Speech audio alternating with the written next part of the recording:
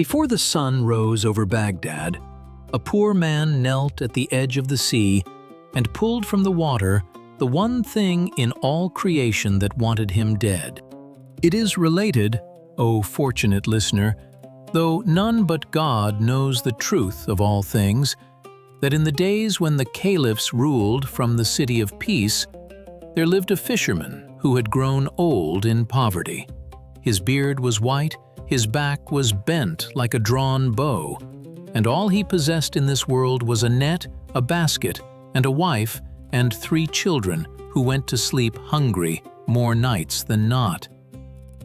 Yet the fisherman had one custom from which he never departed. Each day he cast his net into the water 4 times, and no more. For he said to himself, "My daily bread is written already in the book of fate. If it is written that I shall eat, then 4 casts will bring it. And if it is not written, then 1,000 casts will bring me nothing but weariness." Remember this custom of his, for upon it turns everything that follows. On the day of which I speak, the fisherman rose in the dark of the last hour of night, when the muezzins had not yet climbed their minarets, and the lanterns of the night watchmen still burned in the streets. He walked past the shuttered stalls of the souk, past the caravanserai, where the camel drivers slept among their bales of silk and pepper, and came down to the shore as the sky turned the color of ash. He spread his net, whispered the name of God over the water, and cast for the first time. The net grew heavy, so heavy that the old man's heart leapt, and he thought of fat fish and full bellies. He hauled with all the strength left in his arms and drew up the carcass of a dead donkey, swollen and reeking, which had torn his net in 3 places. There is no power and no strength save in God, said the fisherman, and he did not curse his luck, for cursing fate is a kind of unbelief. He mended his net with cold fingers and cast a second time. Again the net grew heavy. Again he strained and hauled, and this time he drew up a great clay jar packed to the brim with mud and sand, worthless and heavier than sin. He emptied it, washed his net, and cast a 3rd time. He brought up broken pottery, shards of glass, and the bones of things long dead. Then the old man raised his face to the paling sky and spoke, not in anger, but in the manner of a servant addressing a master he trusts. "O Lord, you know that I cast my net only 4 times. 3 are spent. There remains but 1. As you provided for Musa, provide for me." And he cast his net the 4th time. When he drew it in, there was neither fish nor filth within it, but a bottle of yellow brass, no taller than a man's forearm, its belly round and its neck stopped with a cap of lead, and pressed into that lead was a seal, the seal of Suleiman, son of Dawood, Solomon the king, upon them both be peace, to whom God had given dominion over men and beasts, over the winds, and over the hidden race of the jinn. The fisherman turned the bottle in his hands, and his thoughts turned with it. Brass, he reasoned, could be sold in the coppersmith's market for 10 dinars of gold. But a sealed vessel might hold something finer still, and so, curiosity walking ahead of caution, as it always does, he took his knife, worked it round the lead, and pried the seal loose. Nothing came out. He tilted the bottle, he shook it. Nothing. Nothing but a thin thread of smoke rising like the steam from a hammam in winter. Then the thread became a rope. The rope became a river. The smoke poured out of that little bottle, as though the bottle held the storehouse of all the clouds of heaven, and it spread across the shore and climbed into the sky and gathered itself together and became flesh. An ifrit stood over him. His head brushed the clouds while his feet planted in the sand. His mouth was a cavern, his teeth were boulders, his nostrils were trumpets, and his eyes burned like two lamps lit at midnight. The fisherman's legs gave way beneath him, and his tongue cleaved to the roof of his mouth. The ifrit's voice rolled out like thunder across water. There is no God but God, and Suleiman is the prophet of God. Then, peering down, O prophet of God, do not slay me. Never again will I defy your command. And the fisherman, finding a crumb of courage, called up, O ifrit, Suleiman has been dead these 1800 years. The world has turned and turned again. What is your story, and how came you into that bottle? The ifrit was silent a moment. Then he said, and, O listener, mark the strangeness of it. He said, Rejoice, fisherman, for I bring you good news. You shall die this very hour. Die? Cried the fisherman. What have I done but free you? Is this the wage of kindness, to be repaid with death? Hear my tale, said the ifrit, and understand. I was of the rebel jinn, who would not bow to Suleiman the king. He sent against me his vizier, who took me captive and dragged me before the throne. And when I refused submission, the king shut me in this bottle of brass, stopped it with lead, stamped it with the most great name, and cast me into the sea. For the first 100 years, I swore in my heart, whoever frees me, I shall make him rich forever. But 100 years passed, and no one freed me. In the second 100 years, I swore, whoever frees me, I shall open to him all the treasures buried in the earth. But no one came. In the third, I swore, whoever frees me, I shall grant him 3 wishes, whatsoever he asks. And still, no one came.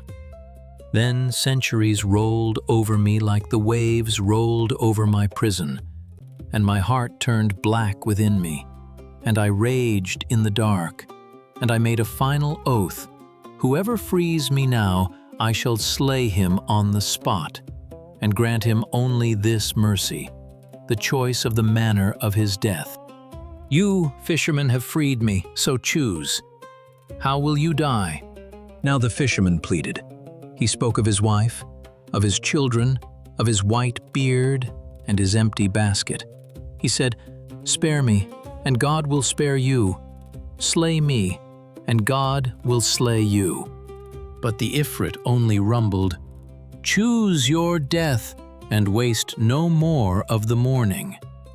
And it was then, in the very shadow of that towering doom, that the fisherman said within himself, He is a Jinni of smoke and fire, but I am a son of Adam, and God gave my kind something he gave no other creature, a mind. And a thought came to him, complete and shining, like a fish leaping silver from dark water. He looked up at the ifrit and said, Before I die, answer me one question, and swear by the most great name engraved upon this seal that you will answer truly. The ifrit, hearing that name, trembled despite himself and said, Ask! You claim you came out of this bottle, but look at it. It would not hold your hand, let alone your foot. You are vast as a mountain, and it is small as a jug of oil. I am an old man, but I am not a fool, and I will die believing nothing but my own eyes. You were never in this bottle. The ifrit roared, You doubt me. Watch, wretch, and believe. And he shuddered and unwove himself into smoke, and the smoke coiled down, down, thread by thread, into the neck of the brass bottle until the last wisp of him vanished inside. Quick as the strike of a snake, the fisherman snatched up the leaden cap stamped with the seal of Suleiman and slammed it down upon the bottle's mouth. From within came a voice, suddenly very small. "Fisherman?" "Oh, ifrit," said the fisherman, sitting down comfortably in the sand. "Choose. How would you like to be thrown back into the sea?" Then the ifrit begged. Oh, how he begged! He who minutes before had offered a poor man the choosing of his own grave. He swore friendship, he swore riches, he swore by every oath the jinn can swear.